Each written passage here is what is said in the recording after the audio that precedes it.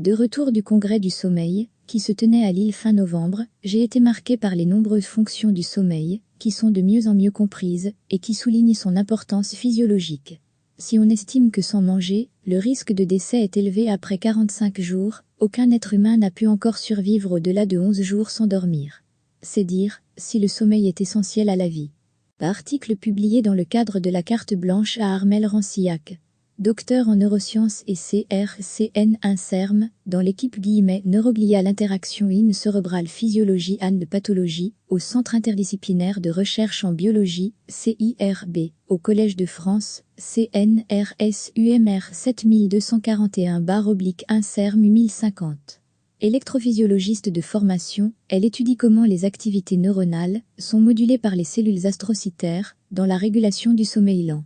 Le sommeil représente un processus si fondamental que ses fonctions sont nombreuses et nous continuons régulièrement à en découvrir de nouvelles. Ainsi, la communauté scientifique a pu démontrer que le sommeil a de nombreux avantages.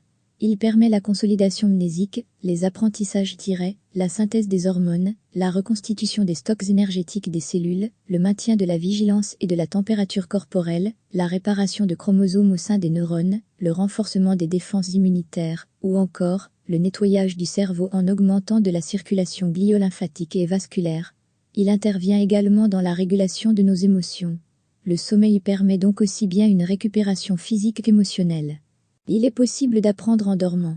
Si la consolidation des apprentissages pendant le sommeil a longtemps fait fantasmer sur la possibilité de directement apprendre en dormant, la preuve de concept vient enfin d'être démontrée par le travail de Mathieu Coroma de l'Université de Liège en Belgique, avec les équipes de Damien Léger de l'AF, Hôtel-Dieu, Paris, et de Sid Cuidé de l'École normale supérieure à Paris. Ainsi, pendant le sommeil de volontaires sains, les chercheurs leur ont fait écouter et associer des mots japonais, donc nouveaux. Par exemple inu pour chien, était lié à des sons évoquant la signification, comme l'aboiement d'un chien dans ce cas. Puis, au réveil, ils ont pu montrer que les sujets pouvaient identifier des images correspondant aux mots japonais prononcés durant le sommeil sans qu'ils n'aient conscience de leur apprentissage. C'est-à-dire qu'à leur réveil, les sujets n'étaient pas sur d'eux. Pourtant, les taux de bonne réponse étaient plus élevés que s'ils avaient répondu au hasard. Toutefois, seules les associations présentées en sommeil lent ont pu permettre un apprentissage, non celles présentées en sommeil paradoxal.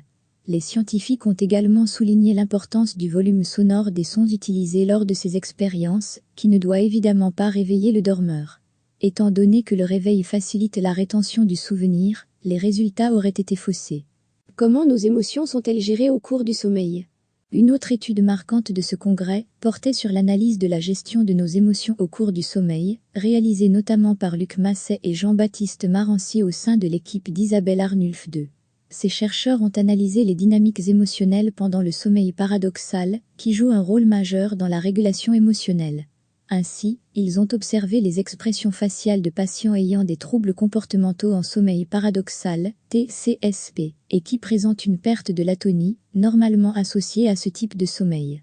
Cette caractéristique permet donc d'observer le visage des dormeurs au cours de leur sommeil paradoxal, qui exprimera alors les émotions ressenties, positives, telles que les sourires et les rires, ou négatives, telles que les pleurs, cris, coups, ou encore expressions douloureuses. Ces observations ont permis aux auteurs de mettre en évidence que les émotions négatives surviennent plutôt que les émotions positives, ce qui laisse supposer qu'elles pourraient nécessiter un traitement prioritaire.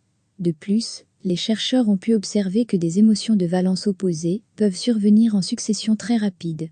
La raison ? Peut-être que les émotions positives serviraient de contrepoids aux émotions négatives. Ceci pourrait ainsi permettre un traitement plus efficace des émotions en empêchant que le dormeur ne bascule en mode cauchemar, ce qui risquerait de le réveiller, et donc de perturber son sommeil. Le temps de sommeil serait associé au risque de démence. Si le sommeil assure autant de rôles, se pourrait-il qu'en cas de dysfonctionnement cérébral, une augmentation du temps de sommeil pourrait-elle permettre à notre cerveau de se réparer, avant même que toute pathologie ne soit supposée ?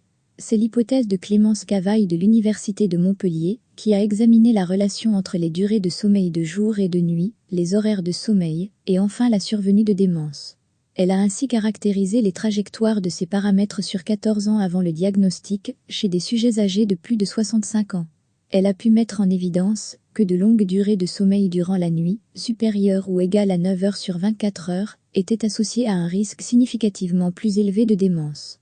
Une heure de coucher tardive, 23 heures, serait également négativement associée à la survenue de démence. L'étude des trajectoires a mis en avant une augmentation importante de la durée de sommeil dans les futurs cas de démence, en comparaison avec les témoins, et ceci jusqu'à 12 ans avant le diagnostic. Avancer l'heure de coucher est également un facteur observable, jusqu'à 10 ans avant le diagnostic de démence. En revanche, aucune différence n'a été observée sur l'heure de réveil ou les siestes. Ainsi, un suivi attentif de notre sommeil pourrait servir de marqueur précoce et alerter pour une meilleure prise en charge, voire en prévention de certaines pathologies. Le sommeil est essentiel à notre qualité de vie et il faut être à son écoute. J'espère vous avoir convaincu que le sommeil n'est pas un luxe, même si je n'ai pas pu aborder les nombreuses autres thématiques qui ont animé les 3 jours de ce fabuleux congrès.